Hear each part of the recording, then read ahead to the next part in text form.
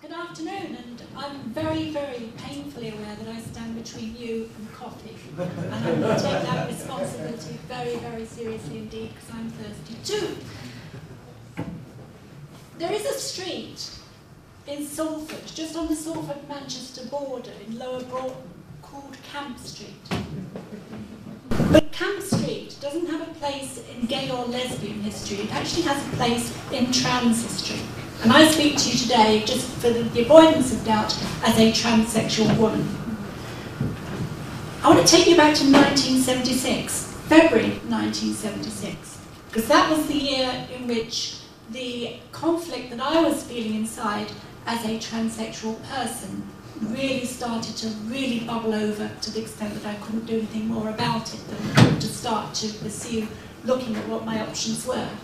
And the option was, when I spoke to the Samaritans, with every part of my body shaking at the time, was that there was this place that met on a Wednesday night in Camp Street in Lower Broughton. So I went there and I parked across the road and I watched comings and goings. It was bloody freezing. You think that it's cold this year? We really had winters in those days. Ew. So I watched the comings and goings because I was absolutely terrified. I edited out a profane word there. And eventually I went across the road. It was like entering a speakeasy. Really. You knocked on the door and you sort of explained why you were there and you were let in. And that was the extent of support for transsexual people in Britain at that time. I believe there was another group in London, but if you lived anywhere else, and I was just perhaps very, very fortunate to be living in Manchester, actually the birthplace of trans campaigning, that I was able to actually find somebody. But it left me with some lasting negative feelings, because when I went inside, the springs were sticking out of the sofa, and the tea was out of cracked mugs, and people were downright furtive. It affected me so much, in fact, that I went away and I continued to bury my gender identity issues for several more years. I eventually transitioned full of fear in the 80s. And it was in the 90s that I began getting involved with campaigning for other transsexual people and to begin to make a change in this world. So I've been at it for about 20 years. And although in those 20 years, I can point to a lot of things that we achieved, I'm also very aware of the fact that in some senses, it's like we have achieved nothing at all.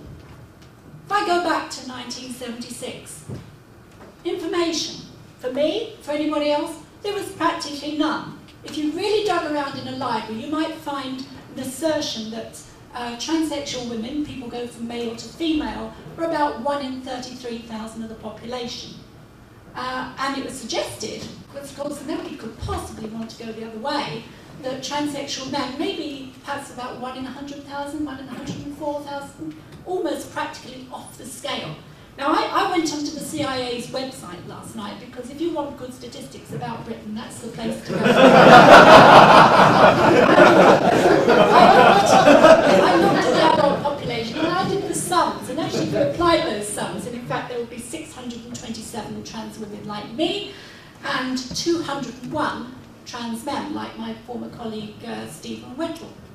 Well, actually, as of this date, around about 2,500 people have already applied for legal recognition of their gender change in Britain since that process started in April 2005.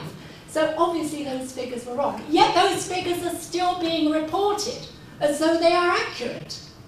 Even the figures that have come along since, in 1995, the Dutch gender clinic, because it's actually so much glued into the process of legal recognition in the Netherlands, there's some more figures, and they suggested that perhaps 1 in 11,900 people were transsexual women. But of course, actually, they were only counting people who went through their system and ended up having gender reassignment surgery at the end. They missed people who identify as transgender and want nothing to do with the medical system at all. They missed people who identify as genderqueer, all the other categories. All they were focusing on were people who had their ghoulies chopped off. And so it's gone on, I have a confession to make, actually. I used to be a conservative. I'm not anymore. And I think the big moment came for me in my life when about 1997, when I realised that I was actually more embarrassed to admit to being conservative. I'm using that line while I can because I was being it. I use those connections though, and that was why I was able to try and find some figures from the DHSS through Peter Lilly, who was the minister at the time. Because I was very fortunate because my MP was the chief whip, so you actually get to speak to the real ministers if you're lobbying. I won't go through all the numbers. There's an awful lot of numbers, and I do have a reputation for speaking over time if I'm not careful, so I'm going to skip over a lot of them. But the reality is that we're still grubbing around trying to count how many trans people there are, 33 years on. And that's used as a justification to believe that we are really, really almost non-existent, to do nothing. When I speak on the subject of transsexual people's experience, I usually ask people to put their hands up. And generally, I'm not going to do it today, generally speaking, around about 3/4 of the people in every audience put their hands up. So either all these statistics are wrong, or we're just putting ourselves about a lot. There was some funded research that's taken place, though. We eventually shamed, I'm sorry, Vivian, we eventually shamed, before it was set up, the Trevor Phillips and his equalities review into actually funding some research. It didn't spend much money, but it was quite fundamental what it did receive. We did actually the biggest survey that had ever been undertaken in the world at that time, and we actually had 872 respondents. So we estimated the number of transsexual people in Britain is probably around about 5,000. Not transgender, we don't even know how many of those are, but we settled for looking at transsexual people.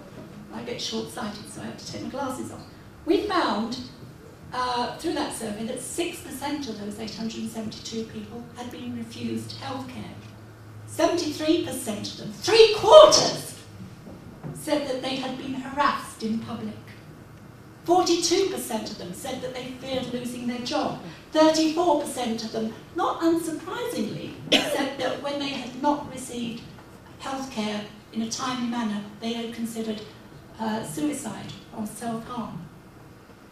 Now, the trouble with that research, good as it is that when you take it to a lot of people in official positions, is they will say, oh yeah, but that's grey research, it's not official, it's not in a peer-reviewed journal.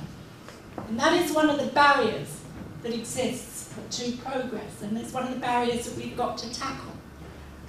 I recently reviewed a piece of research that was undertaken in the West Midlands looking at this problem. They were looking at LGBT as a whole. And actually the figures they got is for LGB, because they were able to find nothing at all for trans. They looked in the Cochrane Library, they looked in Medline, they looked in Embase, they looked in PsycInfo, and they found that out of all the articles they looked at, less than 0.098% were relevant articles in terms of anything to do with LGBT. That's peer-reviewed journals. And that's why there is such a barrier to being able to make any progress in this area, particularly in the form of health commissioning. An information vacuum. This is what she said, the researcher. Having trawled through all the literature, no peer-reviewed and published UK-specific information was found on the general health of trans people.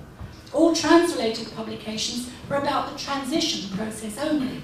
There was only one small piece of information on 7 trans people from one of the West Midlands surveys. One recent article on lesbian health took 15 months to publish in BMC Public Health. The systematic review by Professor King, notice he's a professor, so he's not an amateur researcher, and colleagues took 13 versions before it was finally accepted in BMC Psychiatry. It was interesting to note, she said, that the mean number of versions for the 20 papers published in that edition, either side of the paper, was 6.8. So she's saying that it was over twice as difficult to get anything published. That's assuming you can get the funding to undertake